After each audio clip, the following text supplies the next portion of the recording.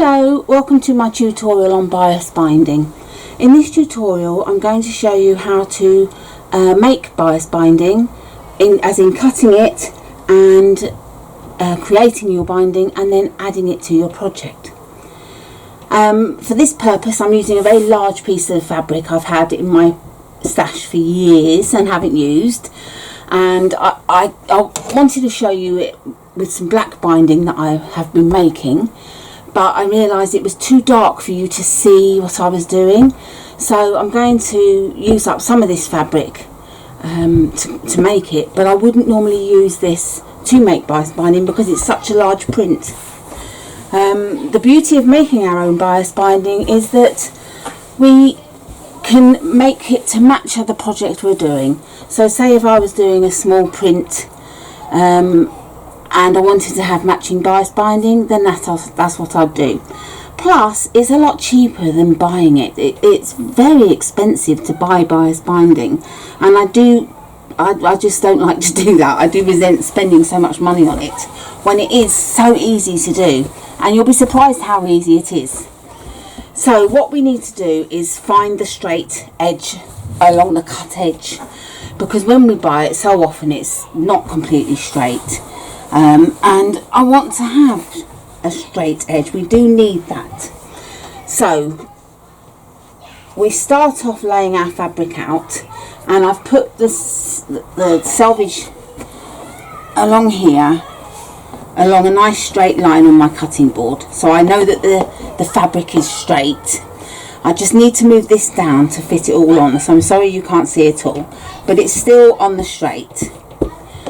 Now this fabric is patterned, and I can actually see where it needs to be cut on a straight, but if you're not using a pattern like this you wouldn't know, so I'm going to pretend that it hasn't got it just to show you.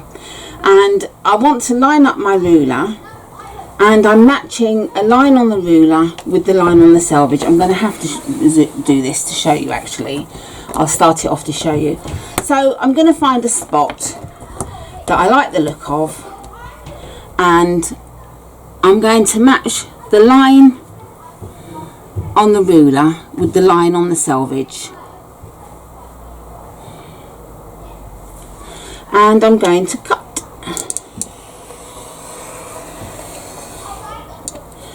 And then you just move your fabric down, and of course now you've lost your straight edge, but you just line up with the line that you've already cut to continue. So you just line your ruler up with the cut edge,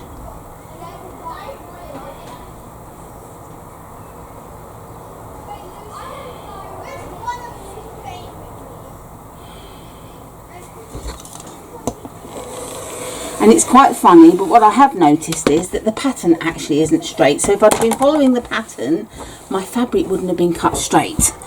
So I'm glad I wasn't following the pattern. And you'll see shortly what I mean.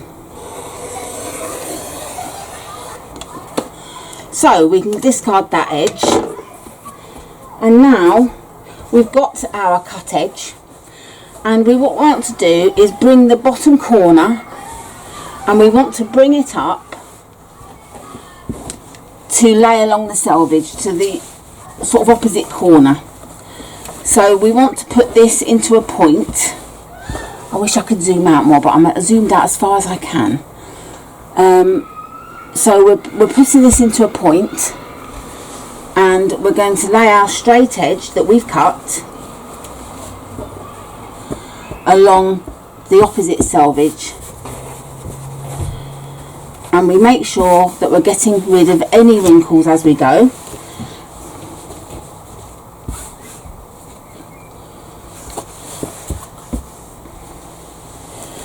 And it can be a bit time consuming to get rid of all the wrinkles, etc., but trust me, it's worth doing. And you may find it easier to pick it up, shake it about to shake out the wrinkles, and lay it back down. So I'm happy with the placement of the fabric. almost.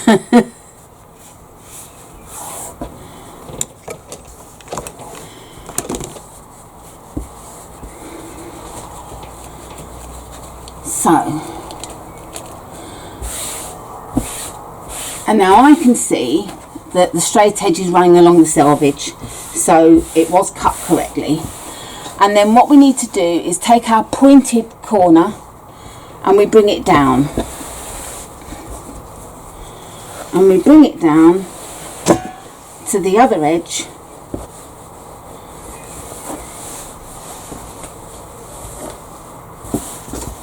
There's so much fabric.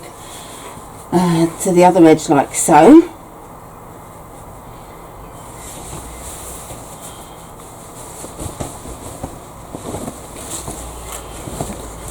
Oops.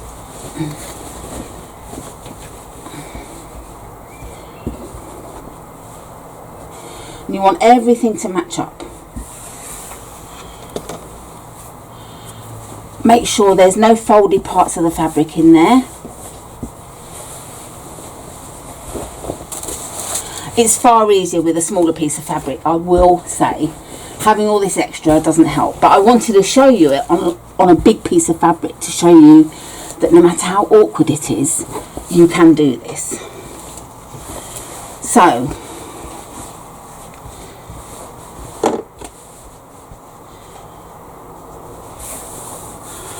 I'm happy with that. Make sure there's no wrinkles or creases, that everything is laying flat. It's very important, more important than anything else. Sorry if you can hear my dog whining. Okay, so, and these are the only edges you fold, this edge that you started with, and then you bring it down again.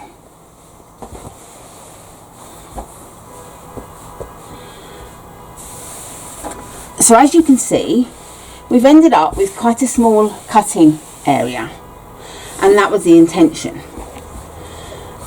And I turn it round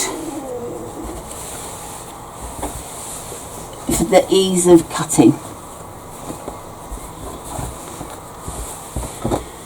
The reason why we cut on the bias is the weave of the fabric is straight down, straight across, so it's not very stretchy. See, that's taut as anything. This is a little bit stretchier, but on the bias it's very stretchy because the fabric is across like so it can move up and down, and that's why you cut on the bias, because that makes it stretchy, which makes it go around curves really nicely. So we get our ruler. Now if you have markings on your ruler and cutting board, there's an easier way to do it really. You cut on the angle, the 45-degree angle. I'm not showing that because I know a lot of you won't have those sorts of rulers or even the cutting boards that have the markings. So I'm going to show you as if you don't have them. There are YouTube videos out there that show you using your rulers. If you want to watch them, but I'm doing it without the gadgets, so to speak. And I just want to trim off this edge, and I want to make sure I trim off a good amount and make sure it's very straight along the folded edge, which it is. So I want to cut that, and I just press with my ruler, making sure it stays on the straight all times. Make sure you've got a nice new blade in your rotary cutter. That's very important, so that it goes through all the layers. I didn't do it enough on this one, and I do have a brand new rotary blade. So I just lay that back down along that cut edge.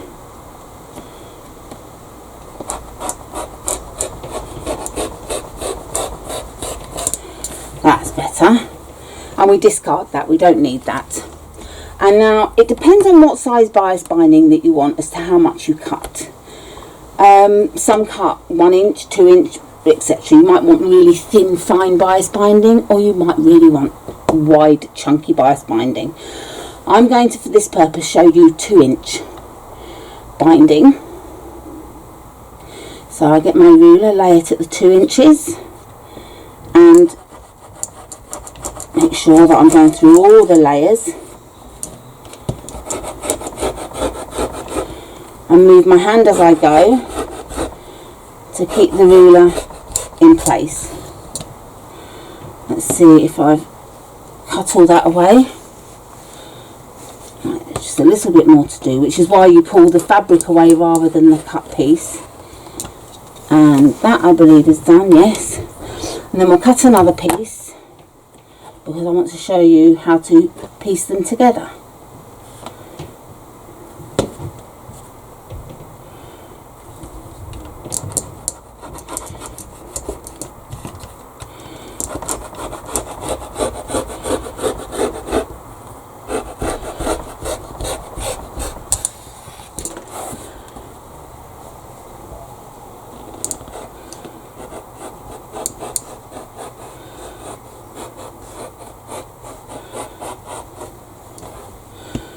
There we go.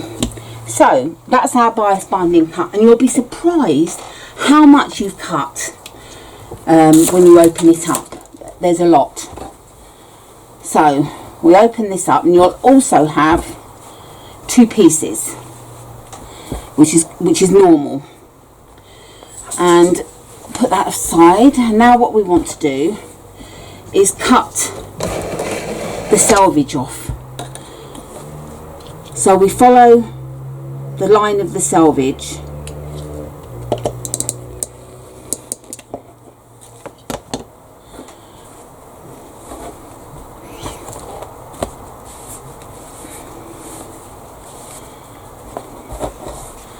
and we do it with both sides.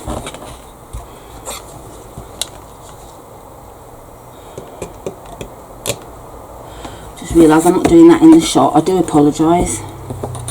It's hard to keep everything in. And okay, so we've got all the pieces supposedly with the selvages cut off, and now what you'll see is, if you look here, because you're going to need to join your bias binding to have a long strip, and you'll see that they go together. Not the pattern, but the pieces of fabric will match up. And what we want to do is sew them together. And we just fold them down, and we move them just 1/4 of an inch along. So it's like that, and that side is like that, just 1/4 of an inch. And then we're going to stitch along there at 1/4 of an inch. Okay, so I've sewn across. I've done it in black stitching so that you'll see it, and before I stitched I just pinned it across there just to keep it all in place. I should have explained as well, to make sure that you've got your bottom fabric there, then this one, and this fabric, the top fabric, goes above by 1/4 of an inch, and then you've got the bottom fabric poking out by 1/4 of an inch, like this. It's very important which way it is. And then when you open it up, you'll find that your bias binding runs smoothly. And when we make bag straps, we top stitch either side, but we don't do it with bias binding because we want the seam to really disappear. And what we do is we press the seam open, and then we've got our bias binding prepared, and we just cut off the little parts that are poking out like so. And we've got our seamless binding, our straight edge binding.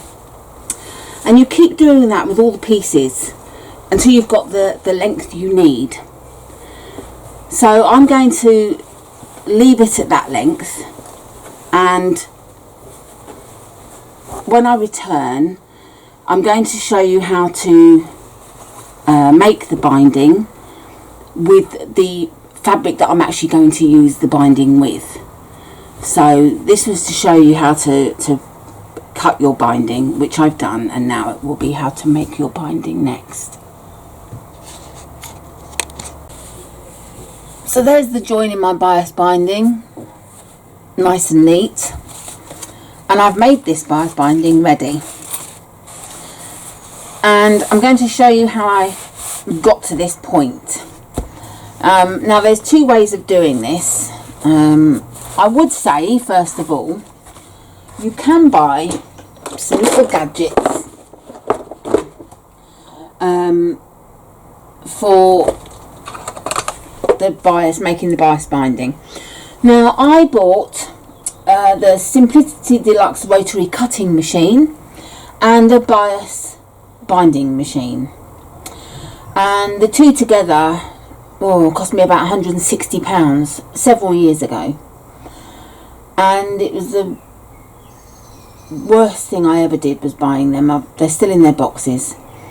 Basically, the cutting machine was to cut strips, and I thought, oh, it'd be great, just zip through the machine cutting the strips, only it goes off, and I mean, you have to really be careful, feed it through gradually, slowly, making sure it's on the straight, and it was far more time consuming than cutting it manually, as I showed you.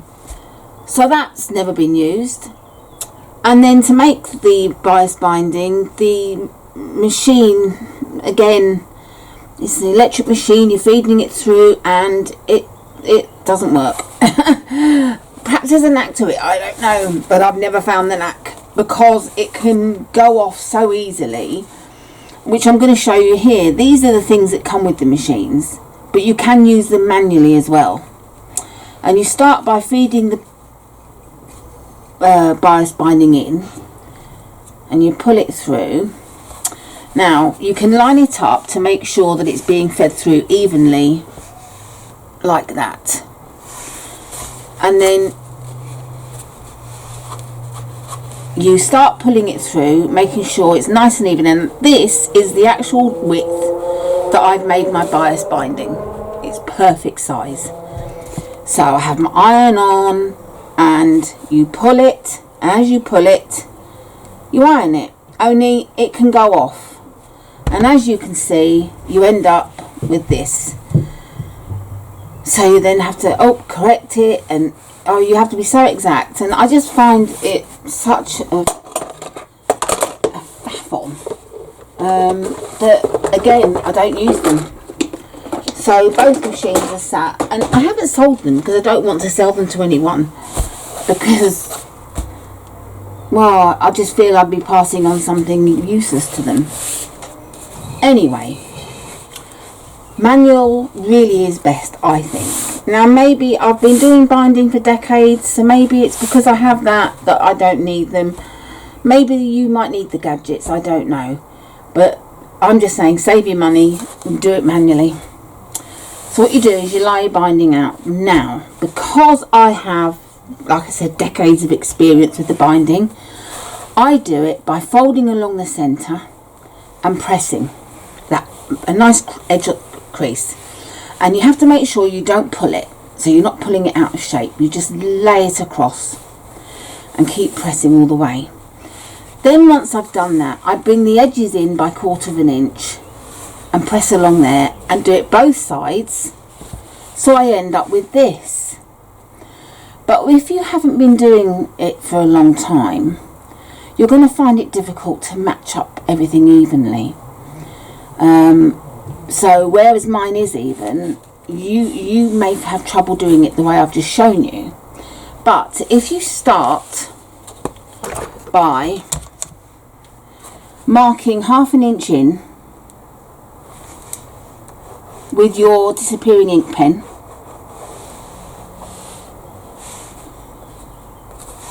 and so you've marked 1/2 inch in, missed that part, like so, and then bring your tape over and meet the cut edge to the line you've drawn and press.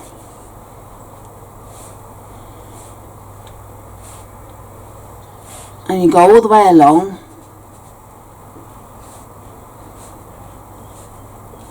and so on. So let's say you've done that,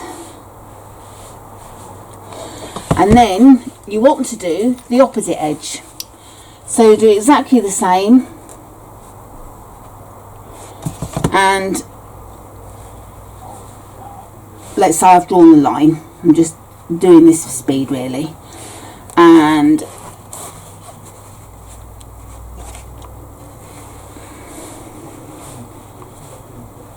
so you've got two edges folded over and pressed.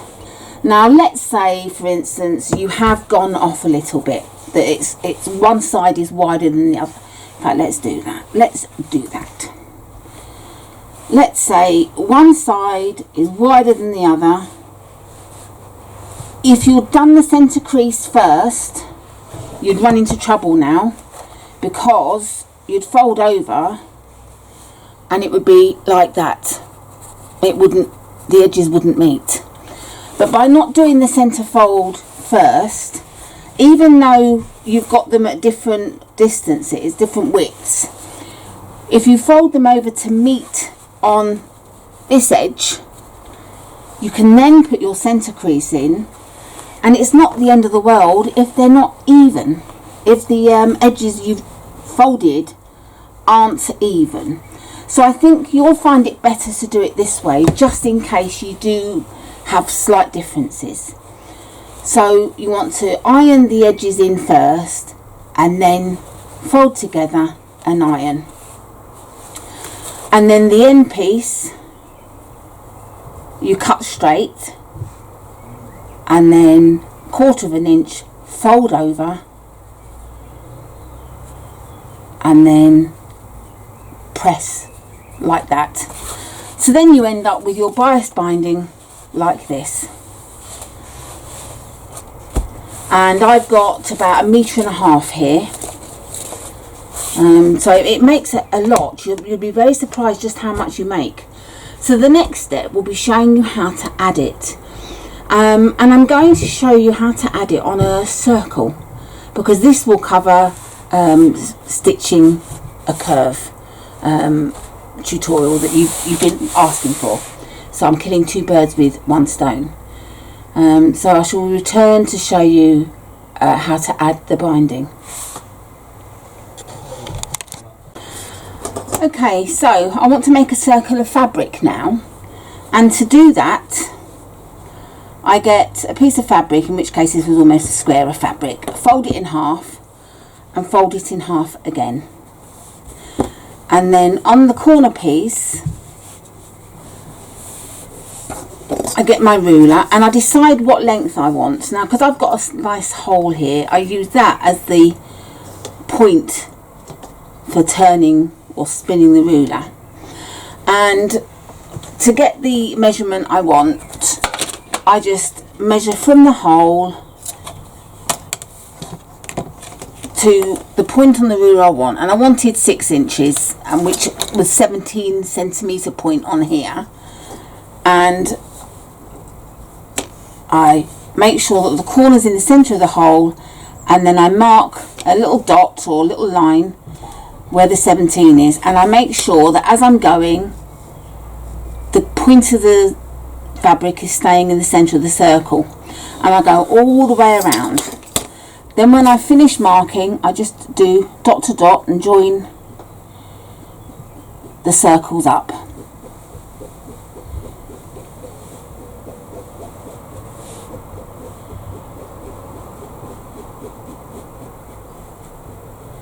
The dots up, sorry, not the circles. So I end up with a line like that, a curved line, like so. And then I either use my rotary cutter or my scissors, and I'm going to use my scissors at this point to cut through all the layers.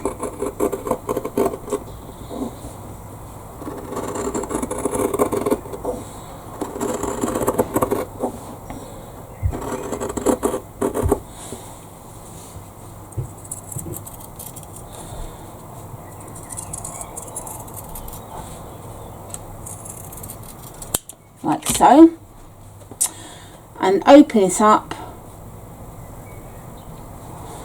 and we have our circle.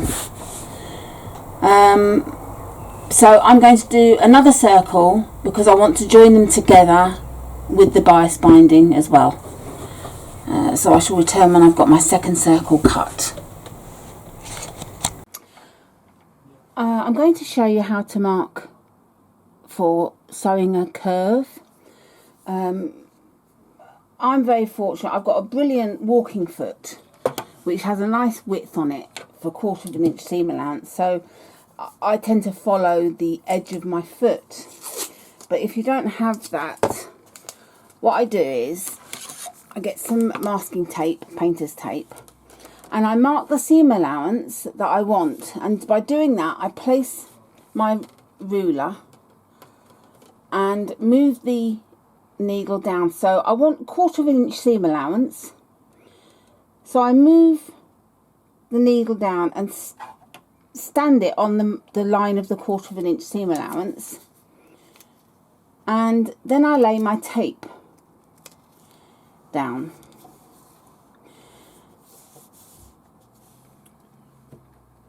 And I lift my needle, and I'm just going to move this across now to, I now want to, instead of marking a line down, I want to mark a line across. So I put my needle down on the vertical, so the horizontal line, which is the line going across, and my needle is in place with this line,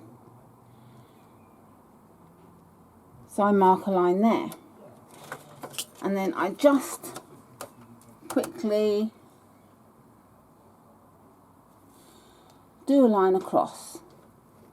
So I've marked a horizontal line going across, and that's important because a lot of people will follow the line of stitching along here. They'll look at this point, when in fact you need to look at the point where your needle is hitting.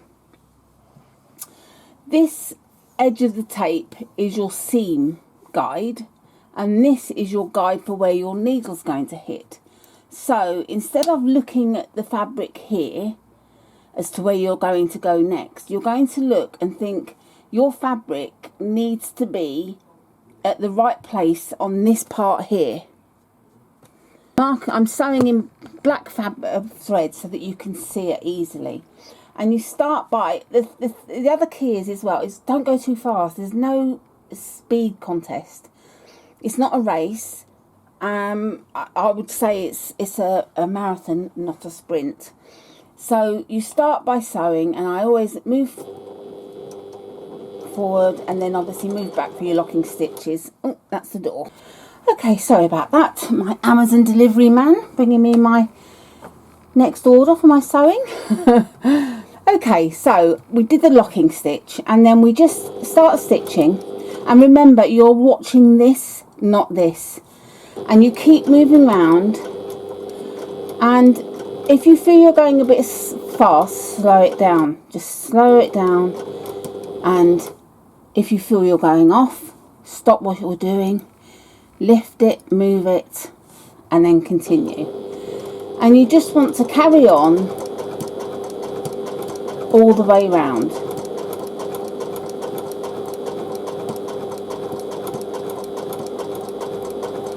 And as you can see, I'm not stitching too fast. I've just got my eye on this point and making sure that the fabric stays at that point. I shall continue and come back when it's done. So my circle's finished, and as you can see, it's nice and even. But on here, I purposefully went off a little bit, so it's not right. So it's like, oh, do I have to unpick it all? No, you don't. Go back to where you are happy with your seam, that it was exactly where you wanted it to be. Do a couple of stitches, and then do your locking stitches. And now ignore the line you stitched and go back to stitching following this line you've got here.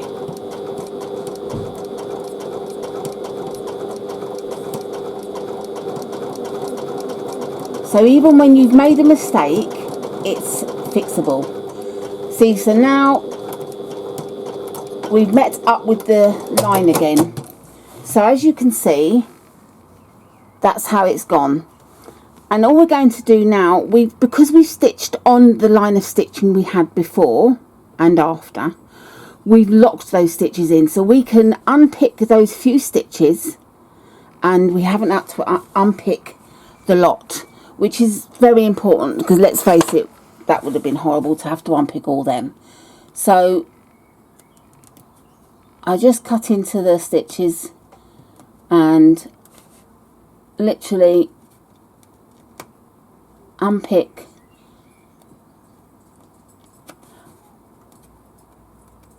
and it's worth unpicking them because of how you're going to be turning your fabric.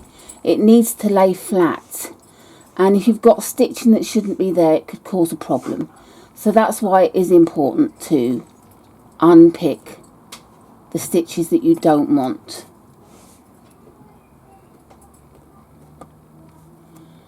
So I'm happy we've got to there, that's fine. And unpick these few. So that's how you resolve the issue if you go offline. Oops.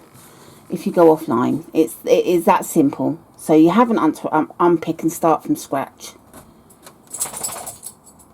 And because you've double stitched both sides on the stitch line, these stitches before and after won't come undone, unravelled.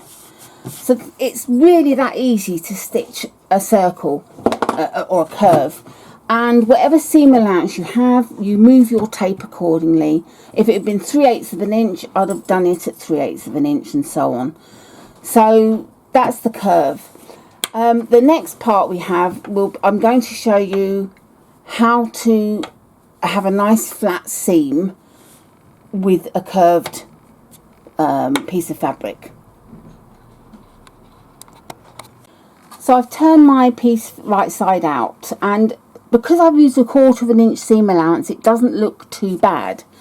But ordinarily, let's move out from this, ordinarily it would look quite a lot worse if we did a 3/8 of an inch seam allowance, for example.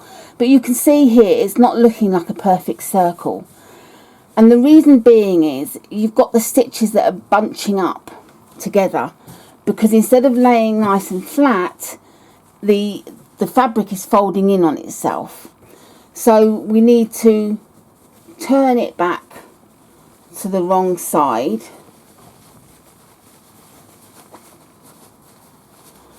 And we're going to put notches all the way around. It's a little bit time consuming, but it is very much worth it for the final end result. So I get my little snippers, and they have very sharp tips, which is great for cutting notches. And when you're doing notches, you can either cut a V shape,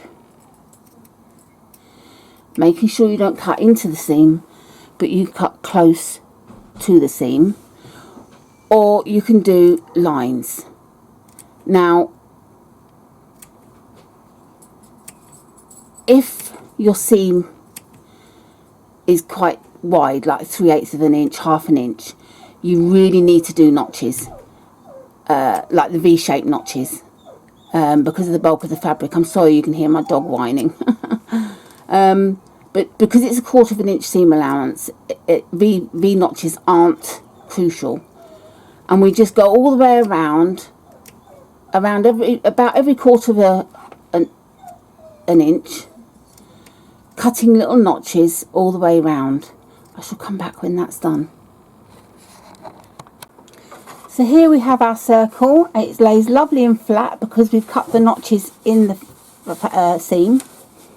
And we've got our little gap here. and I've just pressed the seam in, and then we can put some double-sided tape, or we can use fabric glue to close that shut.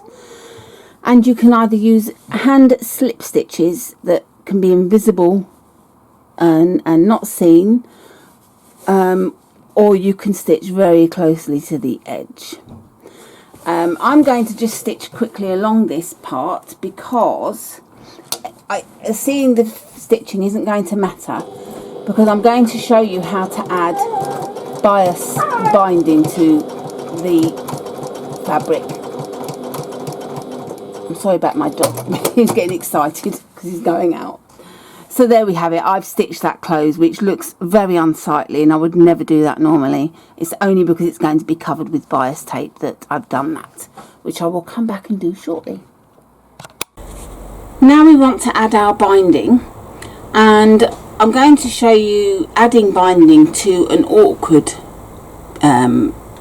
design. It's a curve. Adding binding to the straight is very easy. Adding it to the curve, I just thought it shows you that bit more on how to do it. And we get our binding, and normally we'd have a raw edge, but I've just shown how to stitch the circle, and I'm just leaving it as it is. So we've got our curve and we've got our binding straight and our fabric's curved. So you're probably thinking, well, how on earth are we going to make that fit? It's a bit like putting a square peg in a round hole. Well, it's quite easy, because the reason why we cut binding on the bias is because it curves, it stretches, and you can curve it, you can manipulate it. So what we do is we open our binding up and we put our first point down, and then we just move it around a little bit, and we're just pulling it gently. And again, just gently. You're not yanking it. It's not a massive pull. It's just a very gentle pull, just very gentle. And you keep doing this all the way round, just very gently round.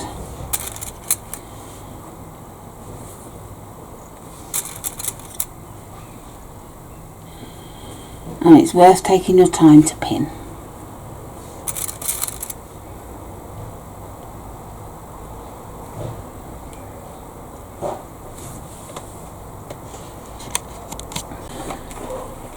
I've pinned all the way around. I shall move out so you can see it. I've pinned all the way around, and we've got to the point where we're meeting up with the folded edge that we had, and all we need to do is just go past it by about 3/4 of an inch and cut, and then we overlap the folded edge and pin it. And now we need to stitch all the way around, and we stitch on the creased part of the bias binding. We're going to stitch on that line. Okay, so we've attached the binding on one side, on this side, and it all looks like a little dish, and we need to turn it over and just flip the binding around. It will go quite happily. And it's virtually going to where it needs to go to. And we've got the raw edge here and the folded edge here, and we slip the raw edge into the folded edge, and that's our seam done as well, all nice and neat. You may find you have to manipulate it a little bit, and I ironed it a little bit like that just to get it in nice and neatly, because it was the same height, so you might need to manipulate it a little bit to keep it neat. And just iron it round to make sure you've got that nice neat crisp edge that you had before. And if you remember, that's what we did. Now when you buy binding, it doesn't have a crease along the centre going down, it's flat, but making it you can do that. So I mean, you don't have to. This is how I do it. You don't have to do it the way I do it at all. You can certainly do it how you like. So how do we attach this side? There's a few ways. There's hand stitching, which I really don't like. However, it gives you the nicest look. So I would suggest, if you can, you hand stitch it.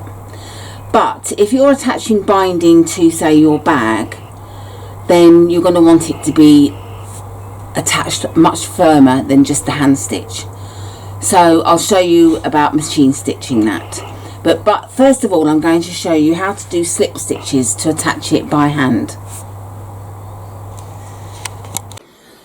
Now, it can be hard to see the crease that you've got in the bias tape. Well, my bias tape is, the crease is at 3/8 of an inch seam allowance. So I've moved this to the 3/8 of an inch seam allowance on the machine. And I'm going to apply, exactly as we did with stitching the circle, I shall apply the same by focusing on keeping it here, rather than trying to follow the creased line. I shall follow. I'm going to start by stitching just past the folded and raw edges.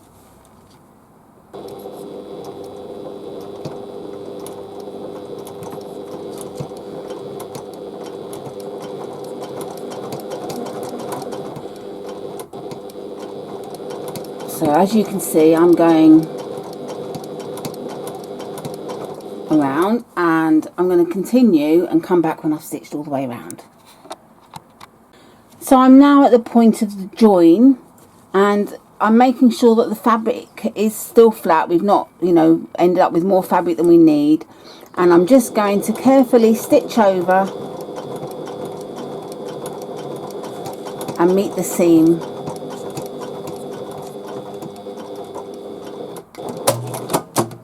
So that's our binding attached on one side. People seem to think that they stitch the binding, this edge of the binding first, and you don't. You stitch on the inside. So I'm going to remove the pins, and then we'll continue from there. Okay, so what I've done is I've just done a little knot and stitched into there. And then I've started, and what you do is you come from underneath inside the binding just to the edge. Oh goodness, I'm sorry, I didn't realise I wasn't in shot. Just to the edge. So I'll show you again just in case. I did the little knot there, and I just did a couple of stitches to start with. And where you've come through there, you then just get hold of just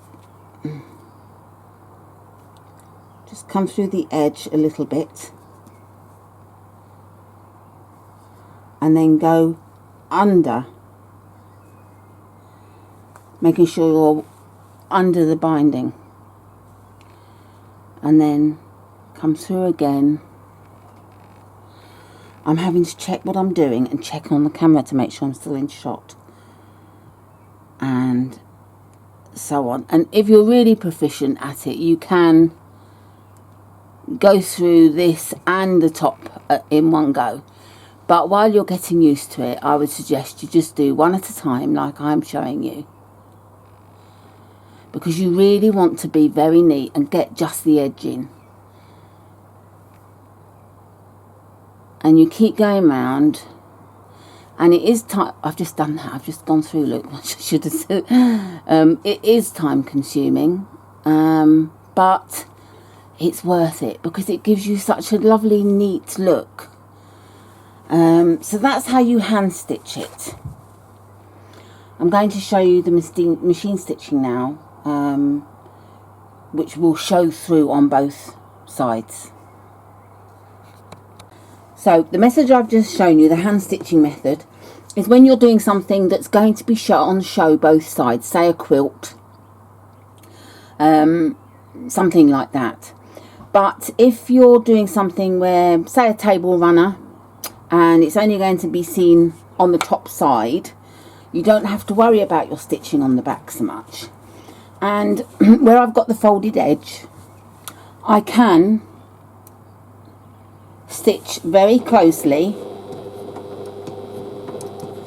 and very neatly around the edge,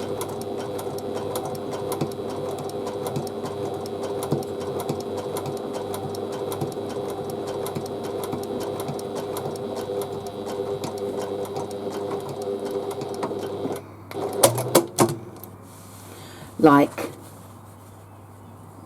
so. And in a contrasting stitch, like say white, it would be almost invisible. It's nice and neat around the edge, and when you turn it round, it's not so bad. But again, this would be in a contrasting stitch, but it's away from the bias binding. It's not, I don't think, as neat as it could be. The other way to do it is to have it so that you attach the binding to the top side first. So for example, this would be the top, and you fold it under to the bottom, and in that respect you can do what we call stitching in the ditch, where you stitch in the seam of your item. And this is where your practice of stitching round curves comes in as well. And you stitch in the ditch, again using a stitch that's hidden, and that's stitching in the ditch. And if you were stitching in a contrasting stitch, you wouldn't see that either, and that looks lovely. And on the other side, it's attached to the binding and it's stitched the binding down, so you've adhered this side of the binding as well. I know there's still a bit of a distance, but it has caught the seam allowance in.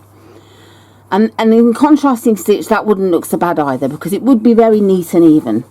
So personally, if I wasn't hand stitching, this method would be my chosen method, stitching in the ditch on the top side. I would very rarely, I would not choose to do this way. I'm showing it to you in case you would prefer it, but I wouldn't. So if not hand stitching, then I'm sure you agree that this does look nicer doing it this way. Even though you've got quite a gap on this side, it is still, the seam allowance is still caught in there nicely. So that's the bias binding. And when we get to the end of the bias binding, we just stitch over. That's how easy it is. You don't have to worry about stitching this part. I'm going to show you how to sew around a corner as well, because stitching bias binding around a corner, you do need to do a mitred corner. So I'm going to come back and show you that shortly. So to attach the binding to go around corners, we're going to attach it as before along the crease line.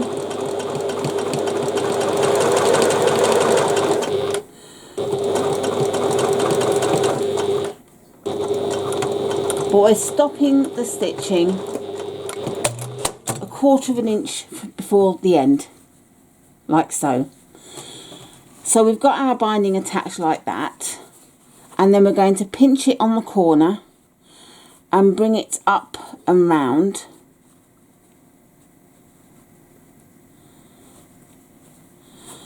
So that it's like that. You see, it's basically folded over on itself. And then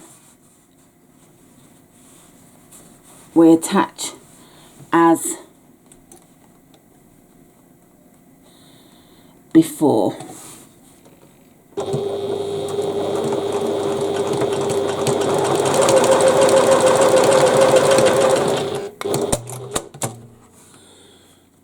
And then we open it up, and sorry, I should have said we start 1/4 inch down from the top as well, so we're not sewing into the corners. And when we open it up, we have a lovely mitred corner like that. And when you turn it over to come to the other side, you stitch as before with the hand stitching or the machine, and you tuck it, you lay it flat and then fold it over, and there's your other mitred corner. So it's nice and neat, ready for stitching. And that's your bias binding.